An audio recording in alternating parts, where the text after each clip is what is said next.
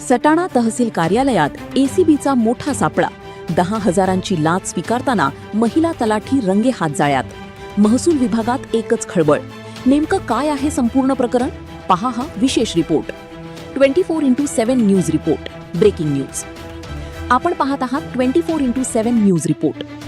सटाणा तालुक्यातून यावेळची एक मोठी आणि धक्कादायक बातमी समोर आली आहे. महसूल विभागात पुन्हा एकदा भ्रष्टाचाराचा काळा चेहरा उघड झाला असून ब्राह्मणगाव येथील महिला तलाठीला तब्बल 10,000 रुपयांची लाच स्वीकारताना लाचलुचपत प्रतिबंधक विभागाने रंगेहात पकडले आहे.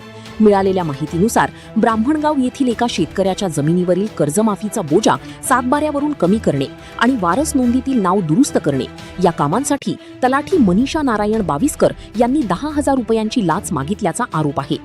तक्रारदाराने लाच देण्यास नकार देत थेट एसीबीकडे धाव घेतली. त्यानंतर लाचलुचपत प्रतिबंधक विभागाने सखोल पडताळणी केली. तपासात लाचेची मागणी झाल्याचे स्पष्ट झाल्यानंतर सटाणा तहसील कार्यालयात सापळा रचण्यात आला.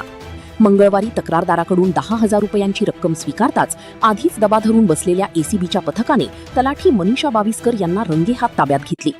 या कारवाईमुळे महसूल विभागात एकच खळबळ उडाली असून परिसरात या घटनेची जोरदार चर्चा सुरू आहे. पोलीस अधीक्षक स्वाती पवार यांच्या नेतृत्वाखाली आणि पोलीस निरीक्षक रुपाली खांडवी यांच्या मार्गदर्शनाखाली ही धडक कारवाई पार पडली.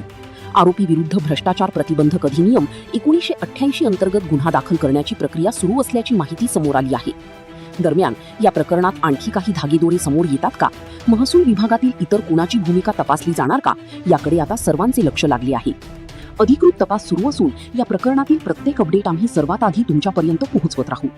उमेश मोरे, मुख्य संपादक, ब्राह्मणगाव, सटाणा येथून 24x7 न्यूज रिपोर्टसाठी.